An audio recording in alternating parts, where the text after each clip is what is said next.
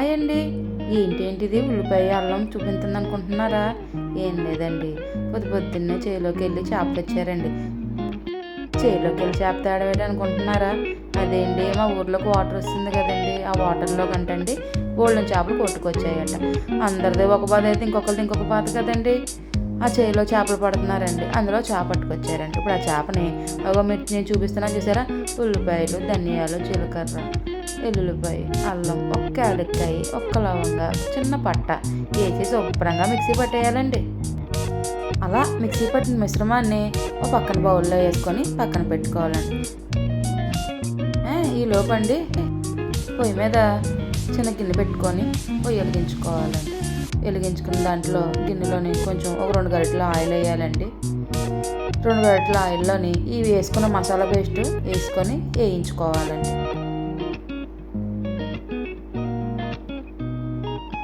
వేయించుకున్న మసాలా పేస్ట్ బాగా వేగిన తర్వాత నూనె ఎక్కువ పడుతుందండి, చేపలు కదండి, నూనె లేకపోతే ఎలాగా.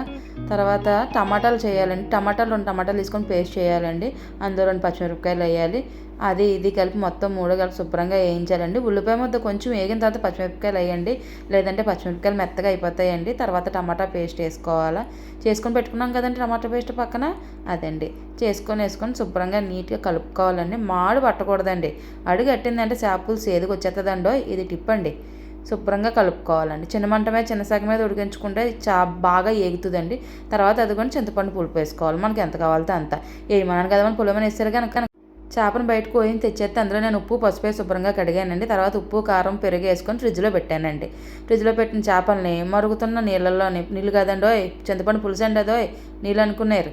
ఆ చింతపండు పులుపులోని ఇది వేసుకోవాలండి. చేప ముక్కలన్నీ వేసుకొని శుభ్రంగా గరిటె పెట్టకూడదండి, ఒకవేళ పెట్టుకున్నా కానీ గట్టిగా కలిపేయకండి, జస్ట్ మామూలుగా కలుపుకోండి.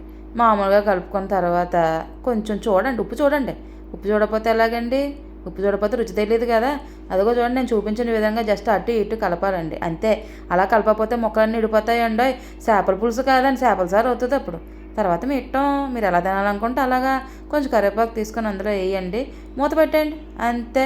చూడండి ఎలా మసలేస్తుందో. ఇంకా మసలాలండి, ఇంకా మరగాలి. శుభ్రంగా మరిగిన తర్వాత ఇదిగోండి చేప. మాకు బుర్ర అంటే, మీలో ఎంతమందికి బుర్ర ఇష్టం చెప్పండి.